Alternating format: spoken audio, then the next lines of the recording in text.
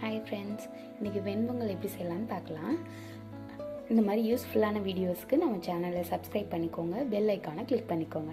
வாங்க இப்போ வீடியோக்குள்ளே போகலாம். ஃபஸ்ட்டு நம்ம என்னென்ன தேவையான பொருட்கள்: அரிசி எடுத்து வச்சாச்சு, நெய், கருவேப்பிலை, பச்சை மிளகா, முந்திரி. பச்சை மிளகா வந்து காரத்துக்கு ஏற்ற மாதிரி, ஏன்னா நம்ம வெண்பொங்கலில் வந்து வேறு எதுவுமே சேர்க்க மாட்டோம். அதனால் வந்து மிளகும் பச்சை மிளகா மட்டும்தான் சேர்ப்போம். அதனால் உங்களுக்கு எவ்வளோ காரம் தேவையோ அந்தளவுக்கு வந்து காரத்துக்கு ஏற்ற மாதிரி பச்சை மிளகா போட்டுக்கோங்க.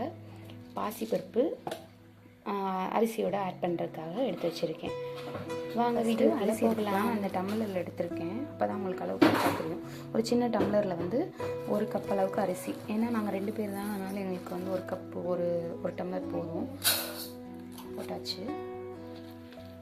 அதோட கொஞ்சம் பாசிப்பருப்பு சேர்த்தாச்சு. இதில் வாஷ் பண்ணி எடுத்து வந்தாச்சு. இப்போது அளவு தண்ணி வந்து இப்போ வந்து நம்ம 1 டம்ளர் எடுத்துருக்கோமா, இப்போ வந்து 2 டம்ளர் தண்ணி ஊற்றணும்.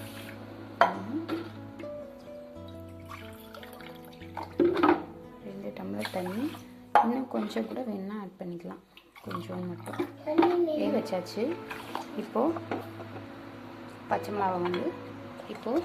மிளகா கட் பண்ணியாச்சு. அதுக்கப்புறம் நம்ம எல்லாமே ரெடி பண்ணி வச்சுட்டு தான் ஸ்டவ் ஆன் பண்ணணும்.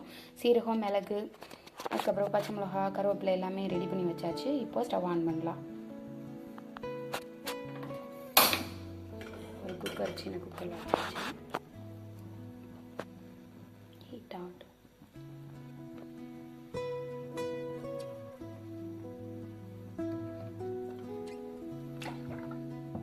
ஆயில் சேர்த்துக்கலாம்.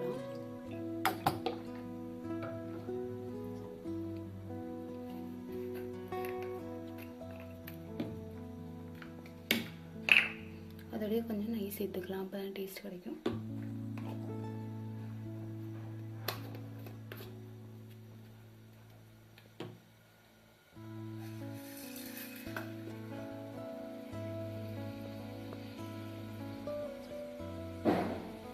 நல்லா ஹீட் ஆகிட்டு இருக்கு.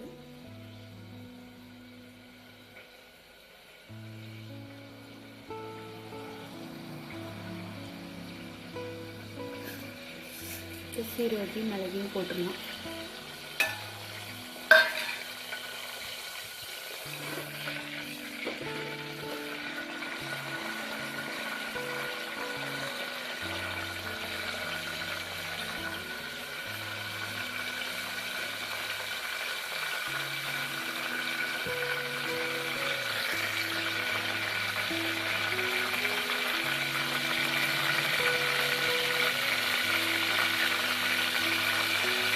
கருவேப்பிலை, பச்சை மிளகாய், முந்திரி எல்லாத்தையும் சேர்த்துக்கலாம். நல்லா ஃப்ரை ஆகிட்டு இருக்கு. இப்போ பெப்பர் பவுடர் சேர்த்துக்கலாம். எவ்வளோ காரம் வேணுமோ அந்தளவுக்கு சேர்த்துக்கோங்க.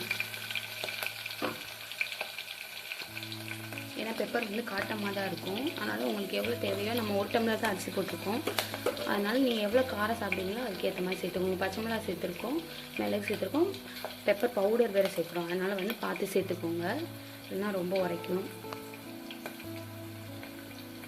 இப்போ நம்ம கலந்து வச்சுருக்க அரிசி அதோட எடுக்கணும்.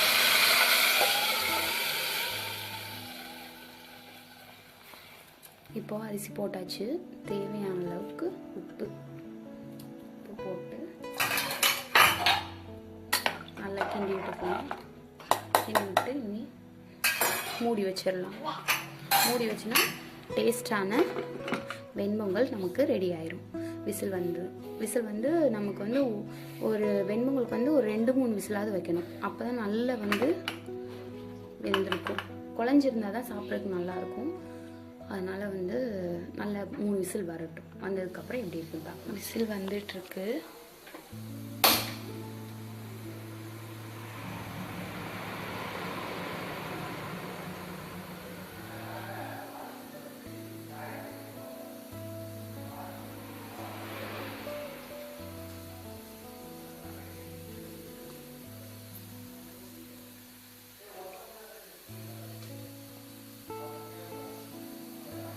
வெண்பொங்கல் ரெடி ஆயிடுச்சு.